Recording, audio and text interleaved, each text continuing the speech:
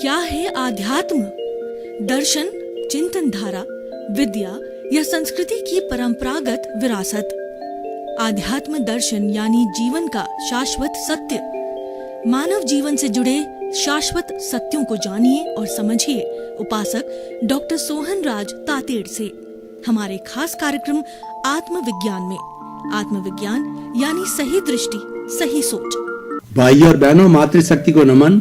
Studio में आपका हार्दिक स्वागत, अभिनंदन और सत्कार है। साइंस ऑफ द सोल आत्मविज्ञान कार्यक्रम के अंतर्गत हम आपको सही दृष्टि, सही सोच, राइट विजन, राइट थिंकिंग के तहत आपको नए नए एपिसोड्स के माध्यम से आपकी जो दृष्टि को हम अच्छा करते हैं। जब दृष्टि अच्छी बन जाती है तो सृष्टि अच्छी बन जाती है। जब दिशा बदल दो तो दिशा बदल जाती है। जब दिशा बदल दो तो दशा बदल जाती है। तो हम नजर बदल दो तो नजरिया बदल जाता है। आपके दृष्टिकोण को सही करने के लिए आत्मविज्ञान कार्यक्रम चालू किया, और एक बार आत्मविज्ञान कार्यक्रम के अनुसार आपकी दृष्टि सही होगी तो पूरा जीवन सही सही चलेगा।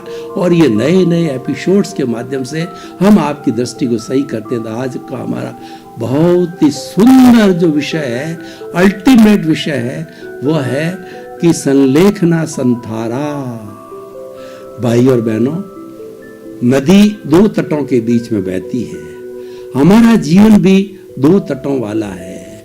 कौन से दो तट है?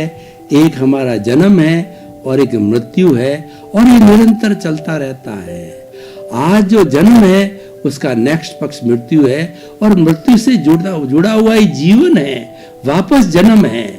क्योंकि मृत्यु होते ही तुरंत नया जीवन धारण हो जाता है, और ये 84 लाख जीवा योनि का भव भवांतर तक चलता रहता है। क्यों चलता है? कि हमारा जो कार्बन शरीर है, जिसमें हमने कर्मों का संचय किया है, यही करवा रहा है।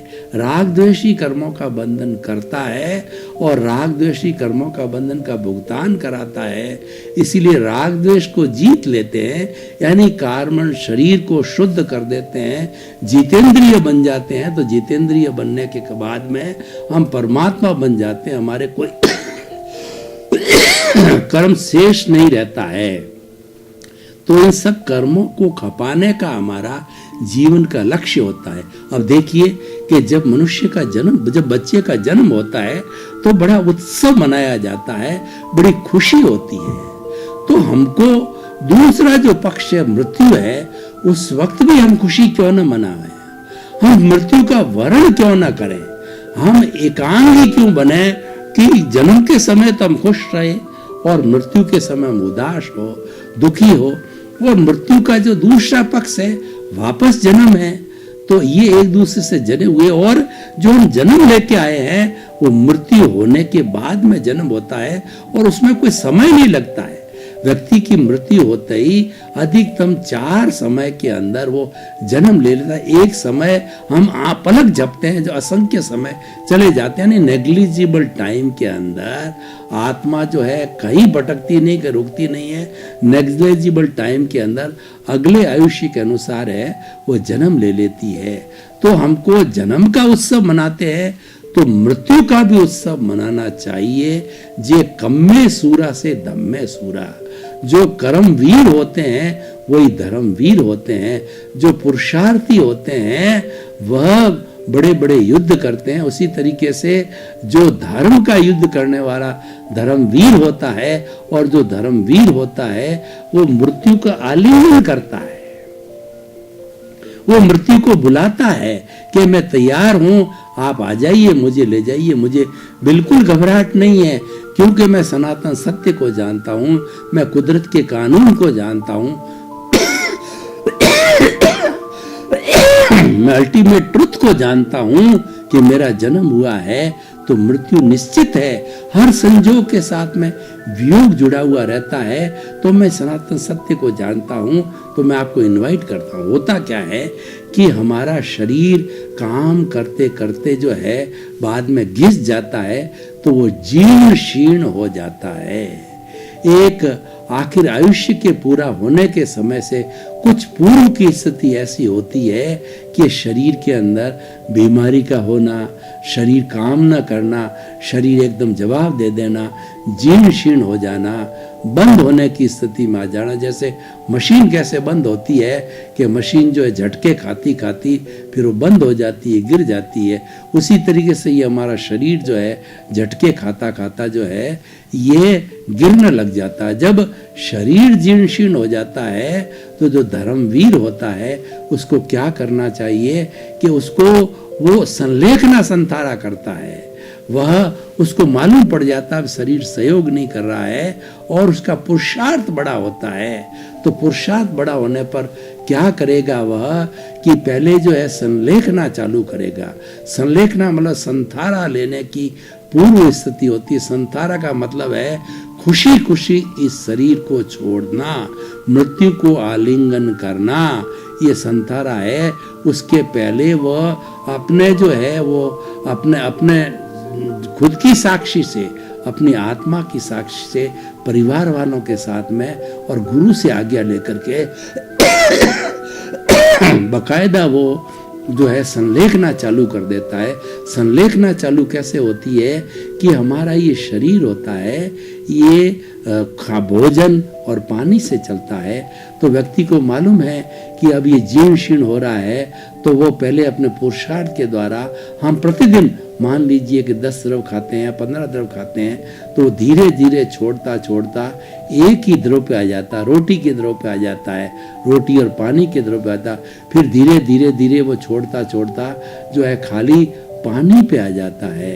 ये तिविहार संथारा केवल पानी के आधार पर जो है वो शेष जीवन को यापन करता है। ये तिविहार संथारा कहलाता है। जो ही भोजन को छोड़ देता है वो संथारा की स्थिति चालू हो जाती है, वो तिविहार संथारा होता है।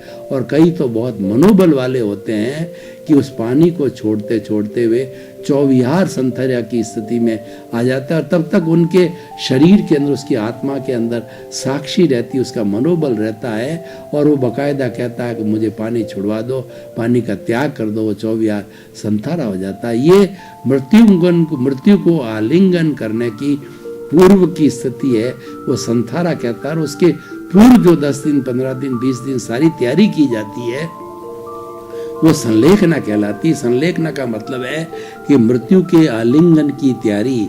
संथारा का मतलब है कि स्वेच्छा से मृत्यु को समर्पित हो जाना।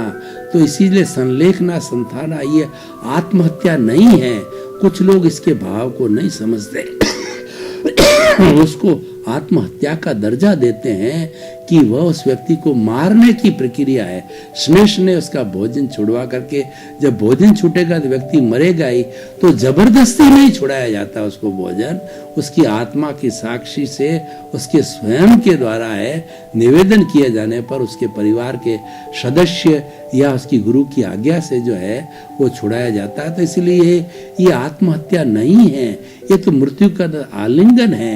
ये तो हंसते हंसते मृत्यु का वर्ण करना होता है। जैसे कि हमारे सैनिक लोग होते हैं, वो हमारी जो फ्रंटियर्स है, यानी हमारे जो देश की सीमा है, उसके ऊपर जाकर के और उनके ऊपर कोई हमला होता है तो वो लास्ट मोमेंट तक जो है वो सामने वाले से शत्रु से लड़ते रहते हैं। और जब शरीर जवाब दे देता है तब वो कहते हैं कि दोस्तों अब चलते हैं। यानी वो लास्ट समय तक जो वीरता के साथ लड़ता रहता है। तो ये जो है ये भी जो है मृत्यु का आलिंगन करने वाला ये भी वीर है। वो लास्ट समय तक मृत्यु से फाइट करता है और बड़ी हंसी खुशी फाइट करता है, आत्मीयता से फाइट करता है, अपनी इच्छा से करता है। कोई उसके पीछे प्रलोभन नहीं है, उसके पीछे कोई दबाव नहीं है कि किसी दबाव में आकर वो कर रहा है, फोर्स के तहत में किया जाता है। तो ये एक धार्मिक विधि है और ये जैन धर्म के अंदर बहुत अच्छी तरह से विधि चलती है। तो हमारे जो विनोबा भावे थे उन्होंने भी अंतिम समय के अंदर संलेखना संथारा किया था। ऐसे बहुत से महापुरुषों के उदाहरण मिलते हैं और जैन धर्म के जितने भी अच्छे अच्छे श्रावक होते हैं और वो आचार्य होते हैं इसको बहुत अच्छा मानते हैं। ये भी एक मनोरथ है। ये मनोरथ क्या है कि जीवन के अंदर 3 मनोरथ है।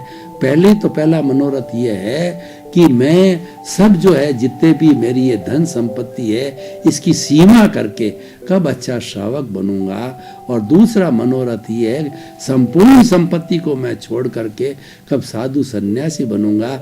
और तीसरा श्रावक का मनोरथ होता है कि मैं कब मृत्यु का आलिंगन करूंगा, मृत्यु को बुलाऊंगा और राजी खुशी जो है उसे आलिंगन करके और वीरता के साथ के अंदर वो मैं मृत्यु को समर्पित हो जाऊंगा, राजी खुशी चला जाऊंगा।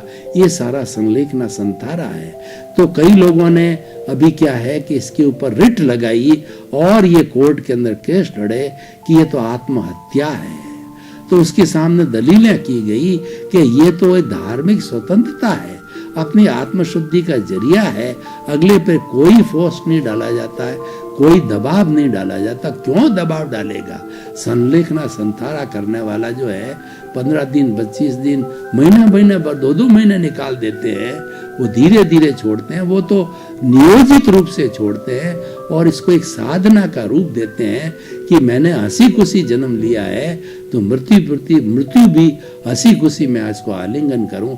और कई तो ऐसे श्रावक लोग होते हैं लास्ट अंतिम समय में अपने गुरु से आज्ञा करते हैं कि मेरा ये जीवन धन्य हो जावे तो मुझे जो है साधु या साध्वी दीक्षा दे दो। साधु साध्वी दीक्षा देने पर वो जीवन धन्य हो जाता है कि वह सन्यासी के रूप में शरीर को छोड़ता है तो और धन्यता को महसूस करता है। तो इसलिए भाई और बहनों, ये संलेखना संतारा, इस पे कोर्ट केस पे बहुत विवाद चले और विवाद के बाद कई दलीलों के बाद में इसको जजमेंट दिया गया है कि आत्महत्या नहीं है। सुप्रीम कोर्ट तक ये मामला गया। उसमें कहा कि अगला जो कर रहा है वो तो अपनी आत्मा की साक्षी से कर रहा है, वो तो राजी खुशी से कर रहा है, कोई इस पे आत्महत्या तो क्या है कि मतलब जो है आत्महत्या किसी व्यक्ति को जहर दे दिया जाता है, वो उसका जो है वो उसको मार दिया जाता है, वो आत्महत्या है। और कोई भी व्यक्ति स्वयं आत्महत्या कर लेता है, मान लो जहर वगैरह खा के, वो चीज तो दूसरी है, लेकिन कोई दूसरा उसको थोप करके इसकी हत्या नहीं कर रहा है, किसी शस्त्र के द्वारा कोई जहर दे करके वो नहीं है। ये तो अपनी स्वयं की साक्षी से है, अपनी इच्छा अनुसार है, बिना किसी दबाव से इसको उस श्रेणी के अंदर नहीं लिया जाना चाहिए। तो भाइयों और बहनों, ये संलेखना संतारा का विषय क्यों लिया गया है? इस विषय को लेने का कारण ये है कि जब हम अपने जन्म का महोत्सव मनाते हैं तो मृत्यु का महोत्सव क्यों न मनावे?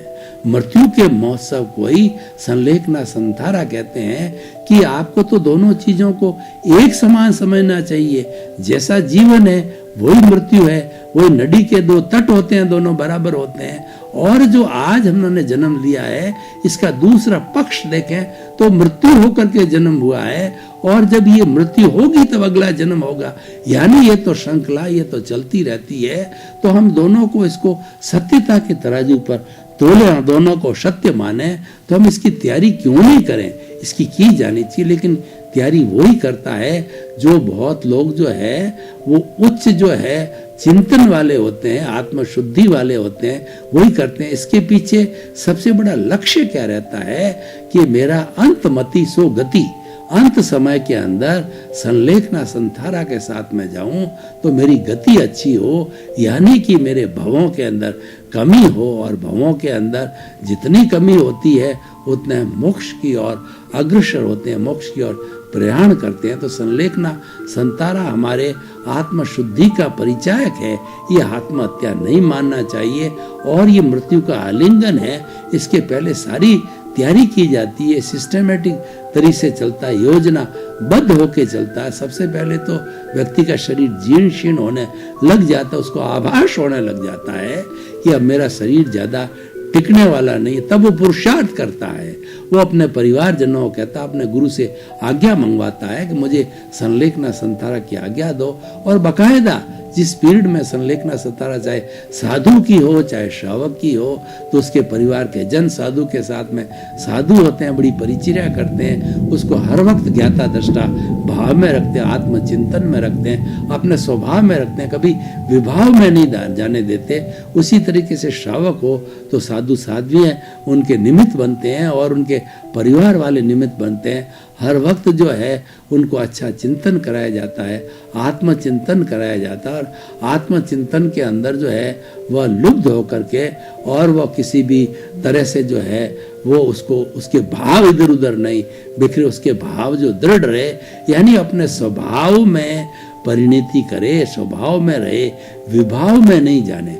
पूरे संलेखना संतारा के बीच के अंदर उसके परिवारजनों का या साधु साथियों का योगदान रहता है। उनका मंतव्य रहता है कि जो संलेखना संतारा करने वाला है वो विभाव में नहीं जाए, स्वभाव में रहना चाहिए, क्योंकि स्वभाव में रमण करना वही मुक्ति है और वही मोक्ष है। और जब व्यक्ति अपने स्वभाव में रहता है तो सबसे बड़ा पुरुषार्थ क्या है? अपने स्वभाव में रहना।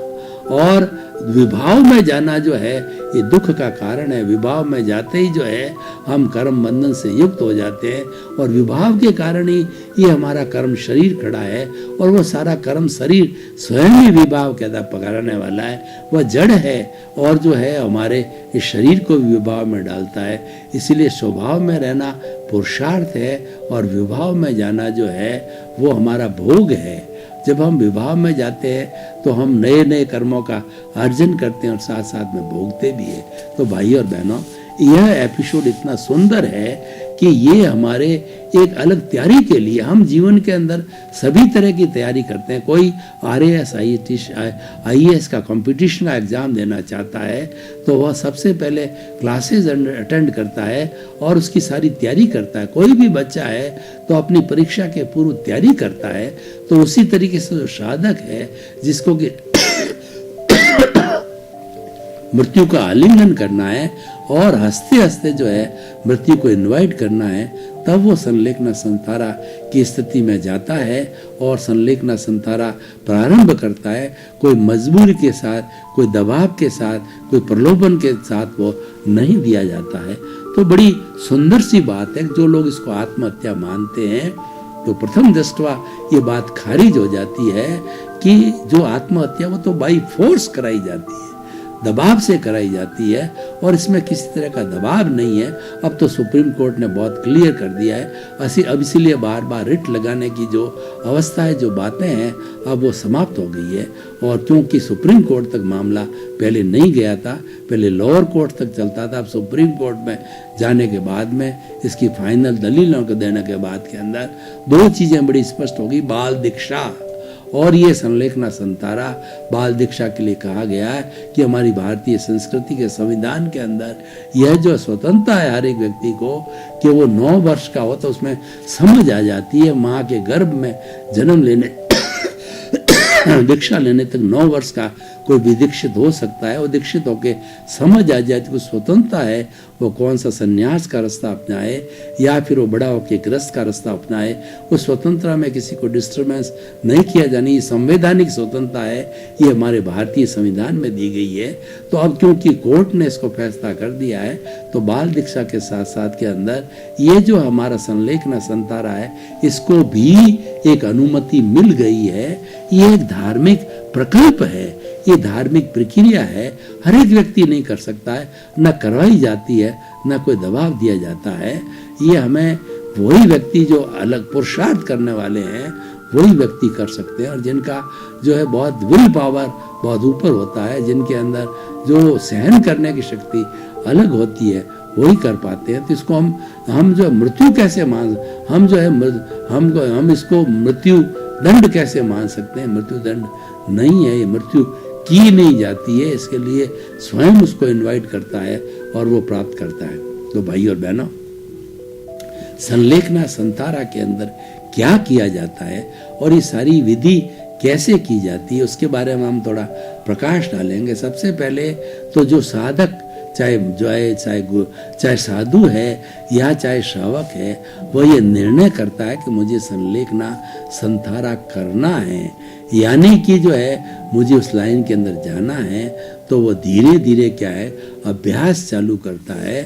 और उस अभ्यास के अंतर्गत जो है वो धीरे धीरे सबसे पहले अपना भोजन की क्वांटिटी कम करता है, द्रव्यों की संख्या को कम करता है, अभ्यास करता है, और कम करते करते अंत के अंदर भोजन का एक आइटम, चाहे रोटी हो चाहे भी कोई हो, एक द्रव्य पे आ जाता है और धीरे धीरे वो द्रव्य भी छोड़ता है। और छोड़ने के बाद के अंदर जो है वो केवल एक पानी पर आ जाता है, क्योंकि ये पानी और भोजन शरीर की आवश्यकता है, भोजन छोड़ देता है और पानी पर आने के बाद के अंदर वो तिविहार संतारा कहलाता है। जो एक द्रव्य जो है पानी के ऊपर आ जाता है, संतारा की स्थिति चालू हो जाती है। उसके पहले सारी संलेखना होती है, संलेखना पूरी होते ही संथारा प्रारंभ हो जाता है, और संथारा प्रारंभ होने के बाद के अंदर एक पानी भी धीरे धीरे वो इतना पुरुषार्थ अपना कायम कर लेता है कि वो कहता है मुझे पानी भी नहीं दिया जाए तो पानी उसके जो रोक दिया जाता है वो 24 संथारा हो जाता है, और भीतर अपने स्वभाव में आत्मरमण में चला जाता है, प्रभु भक्ति में चला जाता है, भीतर विराजमान शुद्ध आत्मा भगवान के दर्शन करने लग जाता है, सेल्फ रियलाइजेशन करने लग जाता है, वो इंट्रोस्पेक्शन करने लग जाता है और आत्मा अनुभूति करने लग जाता है, और वो उनका संथारा चालू हो जाता है।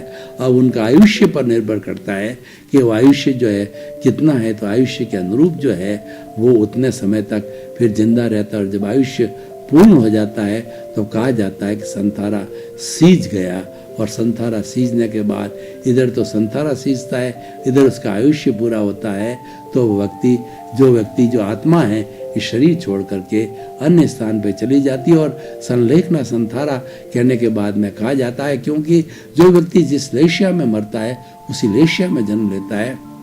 अंतिम समय में इसके भाव बहुत शुद्ध होते हैं, तो वो शुभ भावों के कारण जो है वो अच्छी गति मिलता है। अच्छी गति या तो मनुष्य की होती है या जो है वह होती है जो है देव गति की होती है। और अभी जो है वो अगर व्यक्ति बहुत ज़्यादा शुभ भावों का है तो वो सिमंदर स्वामी के पास में जो महाविद्य क्षेत्र है उसमें भी जन्म लेकर के और वो अपने 1-2 भाव मनुष्य के पूरे करके सिद्ध बुद्ध मुक्त हो सकता है। हमारे इस भरत क्षेत्र के अंदर अभी जो है वह मोक्ष खुला नहीं है, यानी केवल ज्ञान पॉसिबल नहीं है, इसीलिए यहाँ पर तो जो है समय लगता है, या तो जो मनुष्य गति होगी या फिर जो है वो देव गति होती है, अच्छी गति के अंदर जाता है। तो ये भी एक मनोरथ है, ये एक तैयारी है, जैसे कि हम दूसरी चीज़ों की तैयारी करते हैं तो मृत्यु के आलिंगन की तैयारी है, मृत्यु को इनवाइट किया जाता है। ये बहुत बड़ा जो है वो अपने आप में एक पुरुषार्थ का कार्य है, बड़ा अपने आप में एक वीरता का कार्य है, क्योंकि भोजन को छोड़ना ये साधारण कार्य नहीं है। भोजन छोड़ते ही शरीर जीर्ण शीर्ण चालू हो जाता है, लेकिन फिर भी जो है इसको करने वाले वो धर्मवीर होते हैं, क्योंकि उनका जो है अर्थ स्पष्ट होता है, उनका चिंतन स्पष्ट होता है कि मुझे अच्छी गति मिले, और मैं जब भी शरीर छोड़ूं तो शरीर छोड़ने के साथ साथ के अंदर मैं वेद विज्ञान को करूं, आत्मस्थ होकर के शरीर को छोड़ूं। ऐसा नहीं कि मैं विभाव में रह करके शरीर छोड़ूं।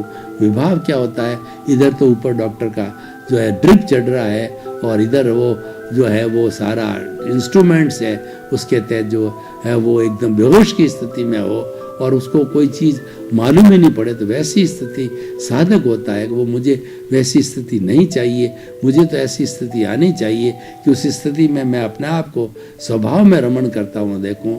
और ये स्थितियां जिसमें स्वभाव यानी व्यक्ति को उस चीज़ का मालूम ही नहीं पड़ता है, तो विभाव की स्थिति में है, तो संलेखना संतारा करने वाला कभी भी विभाव की स्थिति के अंदर नहीं जाना चाहता है, वो हमेशा स्वभाव में ही रहना चाहता है, इसीलिए वह संलेखना संतारा करता है। अब देखिए, संलेखना संतारा जो है ये एपिसोड हम हर व्यक्ति के लिए कोई अलग से जनरलाइज नहीं कर सकते हैं, ये तो बहुत उच्च विषय है और ये तो उन लिमिटेड लोगों के लिए है जो मृत्यु का आलिंगन करते हैं, क्योंकि आदमी को सबसे ज़्यादा भय लगता है वो अपने मृत्यु को लगता है। जब मृत्यु की बात सुनता है तो भयभीत हो जाता है, क्योंकि इस जगत का हर प्राणी, छोटा से छोटा और बड़ा से बड़ा प्राणी जो जन्म लेता है वो जीना चाहता है और वो सुख चाहता है, मरना कोई नहीं चाहता है। मरना तो बिरले पुरुष होते हैं जो कि बहुत शूरवीर होते हैं, कर्मवीर होते हैं, धर्मवीर होते हैं, जो कि मृत्यु का आलिंगन करते हैं। और मृत्यु का आलिंगन करने वाले, राजी खुशी जो आलिंगन करने वाले, वही जो है संलेखना संतारा करते हैं। तो इस दृष्टि से ये सारा विषय एक एक्सक्लूसिव विषय है, इस विषय की अपनी उपयोगिता है और जो धर्मवीर होते हैं वो इसका जो है उपयोग करते हैं। कोई न कोई चीज़ हमारी समाज के अंदर होनी चाहिए कि उसको लोग जो जब हो ही नहीं, चर्चा ही नहीं, तो उस अच्छी चीज़ को व्यक्ति कैसे जो व्यवस्थित कर सके। और संलेखना संतारा जो कोई भी व्यक्ति करता है, चाहे वो श्रावक है साधु है उस पर पूरा ध्यान देना चाहिए कि उसका मन कहीं उधर भटके नहीं। मन जो है आत्मा में स्थिर रहे, स्वभाव में स्थिर रहे, उसको विभाव में जाने की कोई भी स्थिति जो है आनी नहीं चाहिए।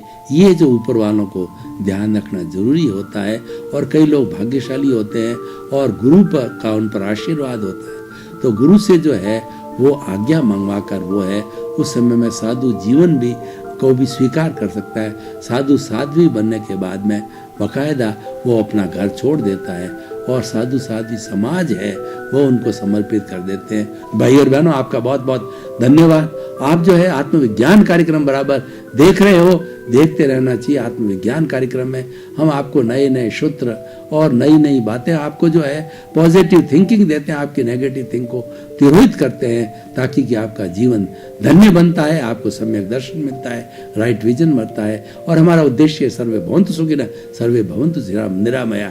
इसी क्रम में आपका जीवन आनंदमय हो, मंगलमय हो, सुखमय हो, धर्ममय हो, आपके प्रति मंगल हो। आत्मविज्ञान में आत्मविज्ञान यानी सही दृष्टि, सही सोच।